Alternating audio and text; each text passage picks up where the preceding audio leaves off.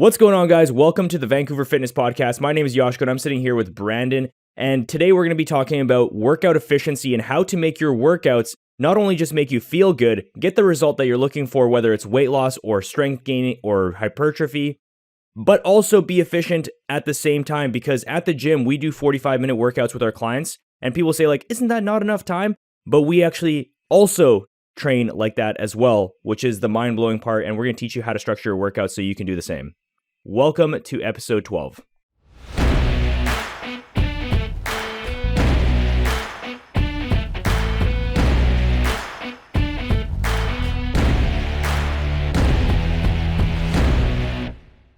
So to maximize your workouts inside the gym, a lot of people think that they have to train like elite bodybuilders and elite powerlifters in order for them to be able to get bodybuilding gains or strength gains. But the truth is that those people are in the elite level, and they train completely different than how you should train. But everyone doesn't want to hear that they're not elite level. Yeah. But sorry, man, if you work like a 9-to-5 job and you're just picking up weightlifting in like your mid-30s or even like late 20s, it's like, you're not ready for that elite level structure yet. Yeah.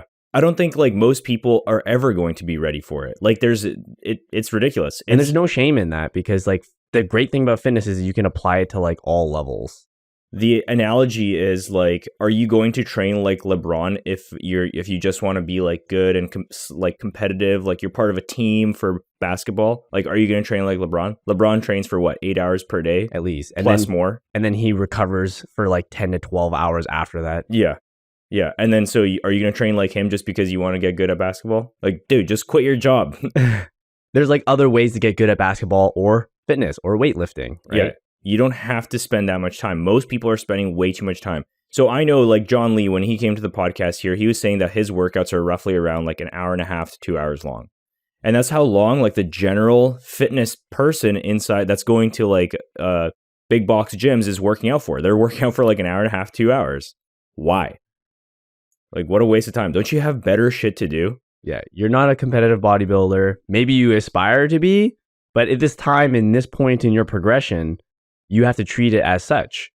It's like being able to run before you can kind of walk thing, right? Everyone sees this going on the internet. You see crazy periodization. You see crazy deloads. You see awesome elite level structure made for like Russian Olympic athletes on steroids in the 70s. And you're like, I need to apply that same logic to me, even though I'm just learning how to do a deadlift. Yeah, totally. Yeah, and that's another thing too, is like these people most likely are very likely on steroids, and you're copying their workouts. And so that means they don't have to recover for longer than you, but they still do. And they don't have to go to a job after. Yeah, that this is what they do for work, and you're trying to copy what they're doing. Right. Full natty. So what kind of protocols can we do to make our workouts much more efficient? Well, okay, so at Kraken, what we did is we reduced our sessions to 45 minutes. And I don't know any other gym in the vicinity that does 45-minute sessions. And a lot of people, like including the trainers that work for us, they were like, oh, like, I don't know if we can do 45-minute sessions. Like, we can't fit everything inside. But the way we came to that decision is like, that's how long we're working out for. Why are we making our clients work out for an hour? Most of the time that our clients are working out for, they're talking to us, they're warming up for ridiculous amounts of time. And so we brought it down to 45 minutes, and the workouts are exactly the same, except the client ends up getting a better workout. Yeah, I would say the results from going from 60 minutes to 45 minutes was that the clients had better progress, because the whole time it was like there was no fat to the workout, no pun intended. There was no fat, right? It was just like, get into it, start warming up, and your warm up is partly going to assist you into our main lift that we're going to be starting to do. So out of all our programs, what we usually do is we'll have our main compound lift start the day. So if for those who aren't aware, a compound lift is a multi-joint exercise like a hinge, a squat, or a deadlift. So what we're going to do is we're going to get... Just to be clear though, an isolation exercise is like a single joint exercise, like a bicep curl or something like that. Yeah, exactly. So we're not going to warm up with those isolation exercises unless we really need to. but we're going to get them right into these multi-joint exercises within lesser load that we normally would do. Yeah. And so, yeah, you warm up with the exercise you're just about to do with less weight. That's basically it. And then on top of that, you just make sure that your warm-ups, your dynamic warm-ups, whatever that is, like specific to your body, like let's say if you need to stretch out your hip flexors before you work out, or whether you need to activate your glutes before you work out, anything like that, is done within 5 minutes before you start your workout. Anything longer than that, you're like, why? Why do you have to warm up longer than that? Right. And I think you bring up a really good point is like the warm-up exercises you're doing are dynamic because the warm-up is called a warm-up for a reason. Like you should increase your body temperature a little bit. One crazy hack is like we have our clients sometimes will just like go 1 or 2 minutes on the rower. It's like full body. You're increasing your body temperature, you're increasing your heart rate, using every single muscle that you would normally for a big compound lift. And it's very efficient. And then the next thing we're going to do is we're going to get into a little bit more targeted warm-ups like a banded walk, a hip thrust that are going to be the muscles that we're going to be using in our compound lift. Yeah. And we do with our clients is actually like full body workouts. For anybody that's doing pretty much like up to 5 days per week with us, we're doing full body workouts. Why? Because it's just like way better for your body and like recovery wise. And also it just makes more sense to do it that way, to structure it that way. And it's more efficient that way because then I don't have to like 45 minutes just targeting like, or even an hour or anything longer than that. Like just targeting one single muscle group is like way too long. So when I say dynamic warmups, I mean like full body dynamic warmups. Yeah. So like a rowing machine or like any kind of like dynamic stretch or any kind of like activation exercise like you mentioned is ideal for your warm up. Yeah. And then we get right into the compound exercise. So we'll usually do like anywhere between like 3 to 4 sets of that compound exercise. And the biggest important thing through this is we're tracking like how much we lifted last week, maybe how you're feeling that day to see if we can like push you a little bit more. But again, measuring where we were to start off is a huge thing in maximizing your time in the gym because then you know exactly how fast you can ramp up to that weight depending on how you're feeling and whether you can hit that weight that day anyways. Yeah. And so with just going back to the elite powerlifters and bodybuilders, you'll see that they have like, I don't know, sometimes like 5 or 6 warm-up sets towards their working weight. But the thing is, these people are working with like hundreds and hundreds of pounds. Most likely, if you're working up to like 185 to 225 bench press, you really only need to do like 1 to 3 warm-up sets max. 3 max. So yeah, you just do like 135, 185, 225, done. And if you're doing 135 pounds, way less. You could just get away with 95 and then 135. Right into it. Yeah. Like right why you don't need to warm up for that long. Right. And the next thing that's going to help us maximize time in the gym is supersets. So yeah, so this is going back to the full body workouts that I was talking about because you can't really superset the same muscle group, but you can superset if you have multiple muscle groups involved. So you can superset a lower body exercise with an upper body exercise, and a push exercise with a pull exercise. But if you're doing chest day at the gym, you can't superset. And then your workouts will not be efficient. Right. So we want to like pick exercises that are not going to diminish any returns from the last exercise. So if I'm doing like a bench press as my compound exercise, I can go and do like a goblet squat or something in between, right? Because that's not going to fatigue my upper body too much to the point whereas if I go back to my bench press, I'm going to be too tired to do that exercise as I normally would if I would be resting. Yeah. And if you do let's say a bench press and it's a heavy compound exercise, you don't have to superset it with something else that's a heavy compound exercise. You can superset it with a reverse fly, or you can superset it with like maybe like some kind of lower body dynamic warm up, getting ready for your next exercise. So like, let's say if you were going to do squats right after bench press, you can superset your bench press with some, let's say like lateral band walks or something like that, something super light that's not going to affect your bench press. And it's going to also prime you for your next exercise. Yeah, that's a really good point there because if you plan ahead and you have some kind of basic level structure, you kind of know in your head, okay, I'm going to be doing some lower body movement that's going to require a little bit more hip stability.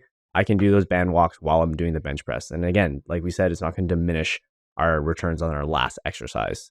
But to go back to supersets, again, supersets are a powerful tool because we can keep our heart rate going, we can keep the stimulus going throughout the workout, and we're getting 2 exercises for the time of 1. So how do you structure the rest of the workout there with supersets? So with supersets, I just keep supersetting until I get all my compounds done, and I just slowly watching the clock to see how much time I have left, and then I start going into my isolation exercises. So with bicep curls, tricep extensions, shoulder raise, or like hamstring curls or anything like that.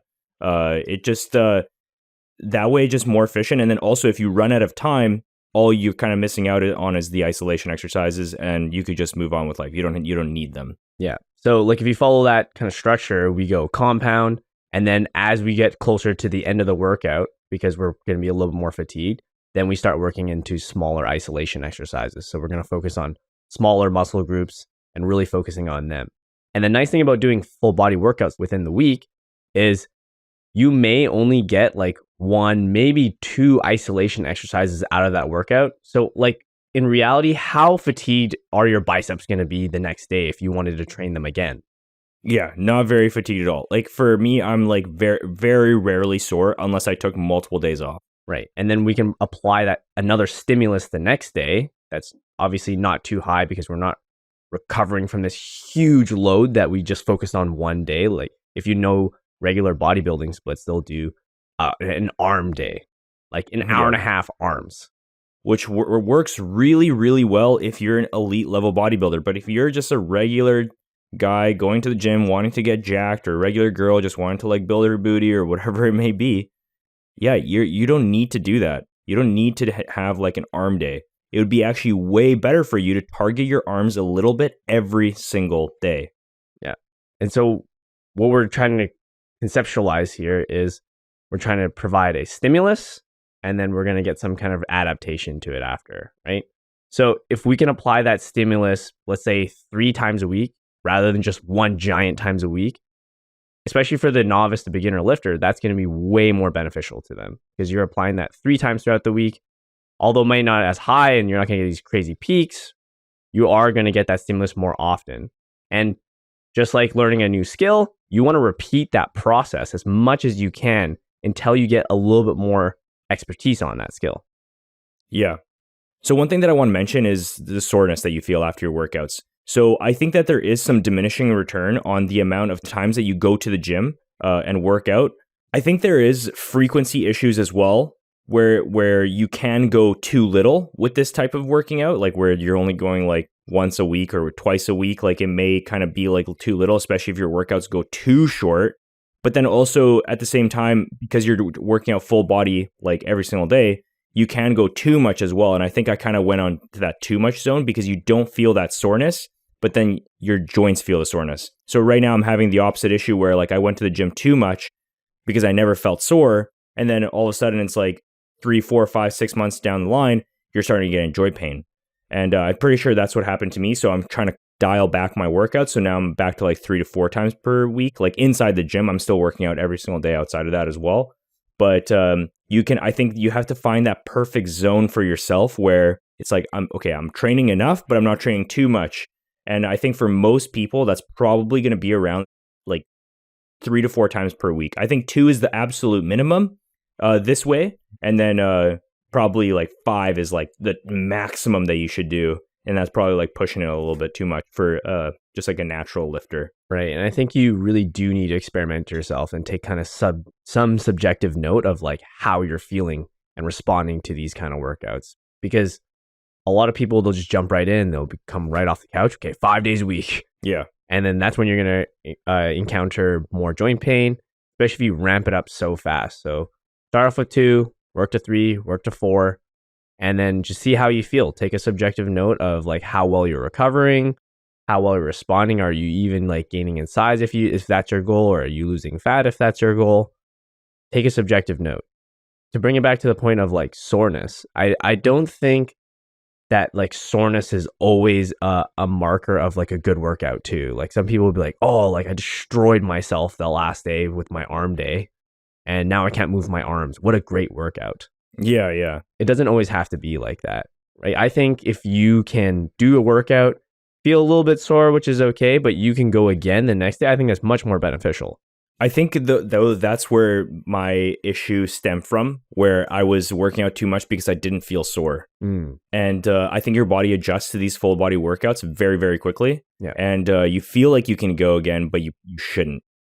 So that's the issue that I was kind of running into, was like just overtraining without realizing that I was overtraining, I guess. I mean, it's not even considered overtraining, but I was doing damage to my joints for sure. Like I can feel it now, but at the time I didn't really feel it.